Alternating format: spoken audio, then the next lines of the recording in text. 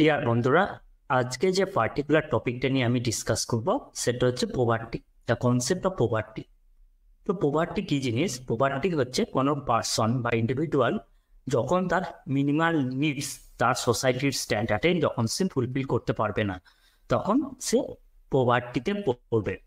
তো সোসাইটির স্ট্যান্ডার্ড এখানে, তাহলে পোভার্টি কি না, এটা একটা কান্ট্রি বা ইকোনমি বা সোসাইটি টু সোসাইটি ভ্যারি করে। একটা সোসাইটি অর্থাৎ অ্যাগ্রারিয়ান সোসাইটিতে সাধারণত পোভার্টি বলতে গেলে সে তার বেসিক নিডস গুলোকেই বোঝায়, যেমন ফুড, ক্লোথ, শেল্টার। বাট আমরা যদি ইন্ডাস্ট্রিয়ালাইজ সোসাইটি বা অ্যাডভান্স সোসাইটিতে যাই, যেমন সিঙ্গাপুর, হংকং বা ইউরোপিয়ান কান্ট্রি, সেখানে রিলেটিভলি পোভার্টি তাদের এই বেসিক নিডসে পোভার্টি নেই। সেখানে তাদের কি হয় না, compare to the other person, তাদের যে হাউজিং স্ট্যান্ডার্ড বা সোসাইটার যে স্ট্যান্ডার্ড যে বিল্ডিং ইনফ্রাস্ট্রাকচার বা স্কুলিং, সেই স্ট্যান্ডার্ডের তুলনায় যখন কেউ পিছিয়ে পড়ে তখন সে সেখানে পোভার্টিতে চলে আসে। একে বলা হয় রিলেটিভ পোভার্টি। তাহলে অ্যাকচুয়ালি পোভার্টি কি জিনিস? যখন সে মিনিমাল নিডস পূরণ করতে পারে না, respect to the society, respect to the others countries or respect to the economies, তখন সে পোভার্টিতে পড়ে যায়। তাহলে নর্মালি বেশিরভাগ থার্ড ওয়ার্ল্ড কান্ট্রি বা ফোর্থ কান্ট্রি বা ডেভেলপিং বা আন্ডার ডেভেলপিং কান্ট্রিতে পোভার্টি বলতে যেটা ডমিন্যান্ট পোভার্টি, সেটা হলো অ্যাবসোলিউট পোভার্টি। অ্যাবসোলিউট পোভার্টির ক্ষেত্রে কি দেখা যায় না, তার সে বেসিক নিডস অর্থাৎ ফুড, ফার্স্ট বেসিক ফুড, দেন ক্লোথ, দেন শেল্টার, সেই শেল্টার, ফুড, ক্লোথ যখন সে ফুলফিল করতে পারে না, এটাকে বলা হয় অ্যাবসোলিউট পোভার্টি। এবং রিলেটিভ পোভার্টি যেটা নর্মালি অ্যাডভান্স ইকোনমিক্সে দেখা যায়। তো আজকে আমি যে পার্টিকুলারলি ডিসকাস করবো অ্যাবসোলিউট পোভার্টি নিয়ে, যেটা বিশেষ করে ইন্ডিয়া, চায়না বা বেশিরভাগ এশিয়ান কান্ট্রি বা আফ্রিকান কান্ট্রিতে দেখা যায়, সেটা হচ্ছে অ্যাবসোলিউট পোভার্টি। এবার অ্যাবসোলিউট পোভার্টি আমার কি একটা লাইন, তাহলে ওয়ার্ল্ড ব্যাংক যে লাইনটা ঠিক করেছে অ্যাবসোলিউট পোভার্টির ক্ষেত্রে, আমি সেটা দেখাচ্ছি আমার স্ক্রিনে।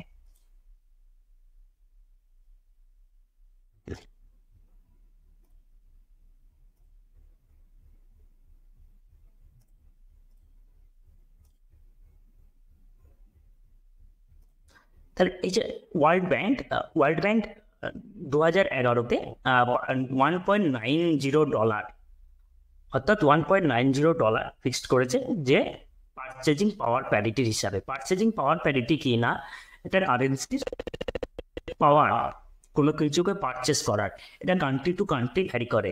একটা সেম জিনিস ইউএসএ যত টাকা পড়বে, যত ডলার, ইন্ডিয়াতে হয়তো অনেক কম পড়বে।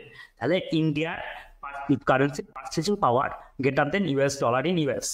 তাহলে এইটা হচ্ছে পারচেজিং পাওয়ার প্যারিটির উপরে বেস্ট করে $1.90 যদি কারোর ইনকাম হয়, কোনো ইন্ডিভিজুয়ালের ইনকাম হয়, তাহলে সেটা শেয়ার পোভার্টি লাইনের পড়বে না, বিলো পোভার্টি লাইন নয়। বাট সেটা লাস্ট টাইম 2000 আফটার কোভিড এটা মডিফাইড হয়েছে এবং ওয়ার্ল্ড ব্যাংক অ্যাডপ্টেড $2.15, অর্থাৎ $2.15 যদি কারোর ইনকাম হয়, সে তাহলে আর অ্যাবসলিউট পোভার্টিতে পড়বে না। এটা কিন্তু পার ইন্ডিভিজুয়াল। তাহলে আমি হিসাব করে দেখি ইন্ডিয়ান রুপিতে কত পড়ছে এটা। তাহলে 179 টাকা পার হেড এটা পড়ছে। তাহলে কোনো ইন্ডিভিজুয়ালের 179 টাকা যদি হয় ইনকাম, তাহলে স্যার অ্যাবসলিউট পোভার্টিতে পড়ছে না। এটা হচ্ছে ইন্ডিভিজুয়াল। বাট এখন আমরা ইন্ডিভিজুয়াল এটা কি করে হিসাব করবো? কোনো family house hold data, national family health survey বা আদার সার্ভেতে যেখানে হাউস হোল্ড ডাটা আমরা পাই, তাহলে হাউস হোল্ড ডাটাতে যেখানে কোনো ফ্যামিলি 5 জন সদস্য, যদি সেখানে 5 × 179 অর্থাৎ 900 টাকার মতো ইনকাম পার ডে হয়, তাহলে সে আর অ্যাবসলিউট পোভার্টিতে পড়ছে না। তো এটা হলো অ্যাবসলিউট পোভার্টির কনসেপ্ট। কিন্তু এখানে অ্যাবসলিউট পোভার্টিতে কিছুটা লোপহোল আছে কনসেপ্টে, যেখানে ইন্ডিভিজুয়াল বলতে গেলে তো কোনো ফ্যামিলিতে অল মেম্বার্স তো আর ইকুয়াল নেই, কেউ আছে হয়তো চিলড্রেন।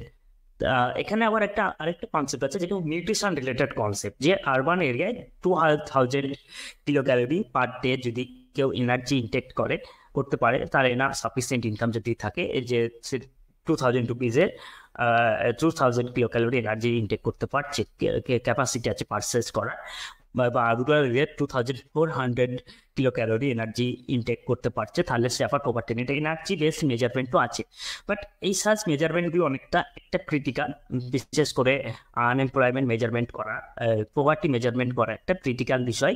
কারণ এখানে বিভিন্ন হাউস হোল্ডে বিভিন্ন চিলড্রেন যদি থাকে তার এনার্জি রিকোয়ারমেন্ট কম হবে, বা যদি কেউ হার্ড ওয়ার্ক করে তার এনার্জি রিকোয়ারমেন্ট বেশি হবে। তাহলে কিছুটা একটা লুপহোল থেকে যাচ্ছে যে ডাটা কালেকশনেও। তারপরে কিছুদিন আগে রিসেন্টলি ইউএনডিপি অ্যাডপ্ট করে না, ইউএনডিপি অ্যাডপ্ট করে মাল্টি ডাইমেনশনাল পভার্টি ইন্ডেক্স। এখানে মাল্টি ডাইমেনশনাল পভার্টি ইন্ডেক্সে কি না অনেকগুলো ফ্যাক্ট ধরা হয়, যেখানে nutrition content, nutrition requirement, average schooling, maternal health, cooking fuel, আরো অনেকগুলো 10 থেকে 12টা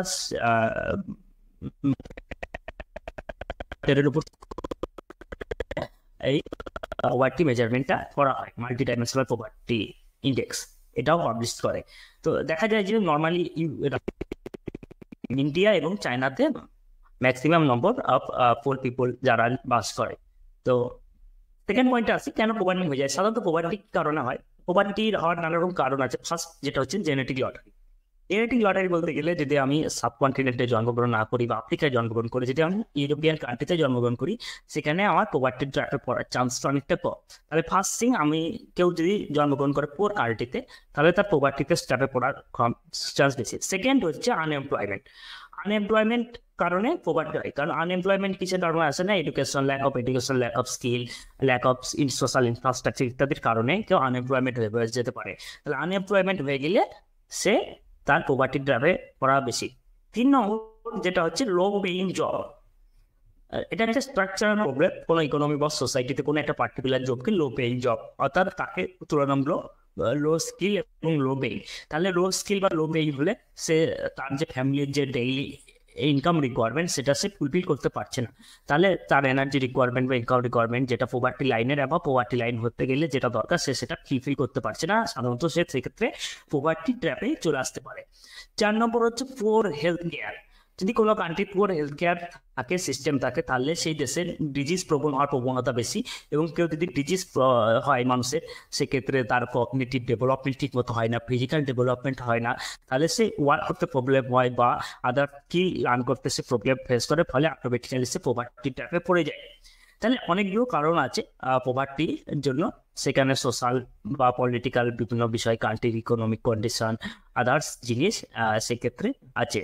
তো বন্ধুরা, এই ভিডিওটা এখানে শেষ করছি। এখানে পভার্টি নিয়ে বিভিন্ন কনসেপ্ট আমি সংক্ষেপে ডিসকাস করলাম, কি কারণে পভার্টি হয়, পভার্টি মেজারমেন্টের কি লাইন আছে, ওয়ার্ল্ড ব্যাংক কত রুপিস পার পভার্টি ঠিক করে, মাল্টি ডাইমেনশনাল পভার্টি ইন্ডেক্স কি, নর্মালি বিভিন্ন জিনিস সেখানে আমি ডিসকাস করলাম। এগুলো বিভিন্ন চাকরির পরীক্ষার জন্য খুবই ইম্পর্টেন্ট, বা পভার্টি রিলেটেড কনসেপ্ট জেনে রাখাও খুব দরকার। কারণ বিভিন্ন গভর্নমেন্ট স্কিম বা বিভিন্ন কিছু যেটা সোশ্যাল সেফটি স্কিম, যেটা পভার্টির সাথে লিঙ্ক আছে, below the poverty line BPL, তাদের বিভিন্ন রেশন সার্ভিস প্রোভাইড করা থাকে গভর্নমেন্ট থেকে, বা বিভিন্ন জায়গায় তারা বিভিন্ন রকম ছাড় পেয়ে থাকে। তো এই সাধারণত কনসেপ্টগুলো অনেকটা গ্রাস করলে অনেকটা পভার্টি থেকে রিলিফ পেতেও হেল্প করবে। তো বন্ধুরা, ভিডিওটা আজকে আমি এখানেই শেষ করছি।